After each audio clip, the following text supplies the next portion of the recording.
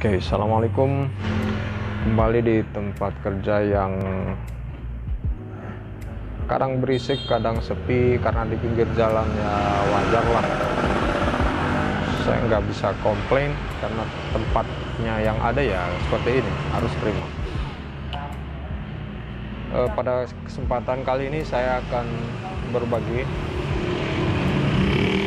pengalaman menjadi tuser alias tukang servis atau mobile phone repair. Ya, alasan saya memilih menjadi tukang servis handphone itu karena peluang kerjanya sangat luas. Menjadi tukang servis tidak hanya bisa kita jalankan di wilayah kota, wilayah desa pun butuh tukang servis. Ilustrasinya begini, anggap saja di satu rumah ada 4 orang anggota keluarga, ibu, bapak, 2 orang anak misalnya. Minimal di situ akan ada 2 handphone. Itu baru dalam satu rumah. Bagaimana dengan 2 rumah? Bagaimana dengan satu RT? Satu dusun, satu lingkungan, satu desa, satu kelurahan, pasti akan ada kerusakan. Minimal kalau bukan hardware, pasti kerusakan software. Misalnya kerusakan hardware itu seperti ya speakernya rusak, LCD pecah, layar sentuh, dan segala macam yang terkait dengan mesin tentunya. Kemudian kalau software, misalnya HP-nya itu mentok di logo doang atau nge-restart terus, itu boot loop, itu kerusakan software. Berbagai macam kerusakan itu tentunya kita identifikasi dulu. Kadang orang yang datang katanya nggak bisa disentuh, minta ganti LCD, padahal itu bukan kerusakan LCD. Yang ada itu malah bisa jadi itu setelah cabut fleksibel baterai, pasang lagi, bisa hidup.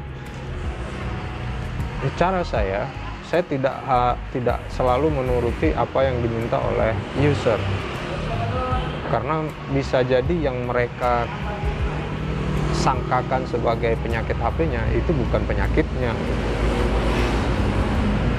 Bisa jadi malah di luar dugaan. Ada contoh kasus ketika sempat dipakai, HP-nya tiba-tiba mati, nggak bisa dicas. Mereka sebut itu mati total, padahal itu nge-freeze. Freeze itu handphonenya kecapean. Cara mengatasinya cukup buka koneksi baterai, lepas, pasang lagi, bisa hidup. Segampang itu. Ya kalau lagi untung ya penyakitnya cuma gitu doang. Tapi kalau berat ya biasanya lari ke mesin. Bagaimana dengan pendapatan? Pendapatan menjadi tukang servis itu ada 2 macam. Karena tukang servis itu termasuk ke bidang usaha yang menjual jasa. Jadi, untuk urusan jasa ya tergantung kita, tarifnya terserah berapa aja, tergantung kita, dan kita bisa sesuaikan dengan kemampuan usernya. Kalau usernya orang yang mampu, kalau kita nyebut 50.000 misalnya, itu terlalu kecil, nggak apa-apa kita sebut 100.000. Kalaupun nanti ditawar, ya wes kita bisa ambil harga 70.000 misalnya. Tapi untuk kerusakan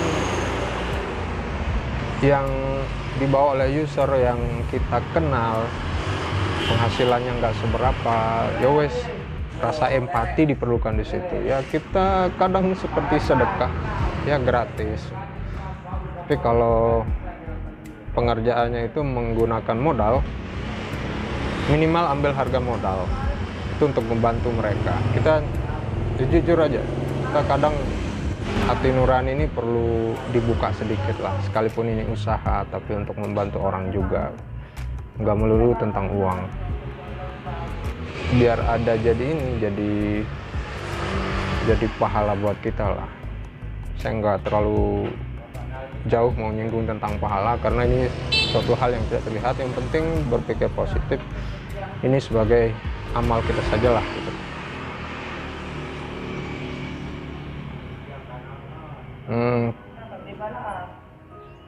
Ini sebenarnya nggak konsen, ada yang lirik-lirik di samping, lagi belanja di depan itu ada yang ULS. Udah tahu ya, yang udah nonton channel ini udah tahu ya. Jadi tukang servis sangat berpeluang, coba.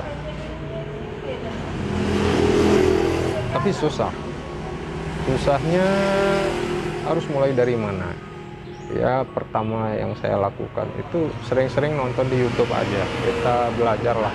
Misalnya kalau untuk mulai dari meriset pola, yang lupa pola itu kan bukan kerusakan hardware, cukup gampang lah untuk kita atasi kalau tentang itu ya. Nggak perlu beli bahan, hanya bermodal ketik-ketik, pencet-pencet tombol volume dan power. Itu untuk meriset pola yang versi lama ya. Untuk OS yang terbaru cara risetnya pun beda-beda sih ya. Tapi untuk memulai nggak apa-apa, belajar cara meriset dengan tombol yang tadi, tombol power dan volume. Itu udah normal, tapi nggak semua orang tahu itu.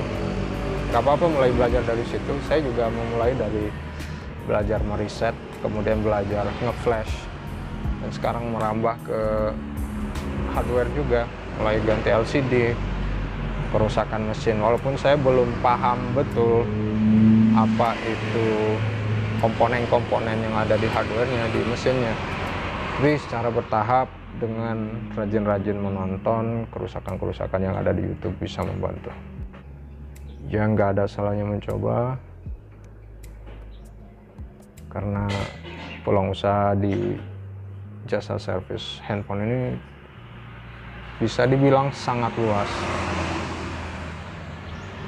Yang mau mencoba silakan mulai saja dari sekarang, nggak usah mikir ribetnya, karena sesuatu yang mudah dimulai dari kesulitan. Sampai jumpa di next vlog. Assalamualaikum.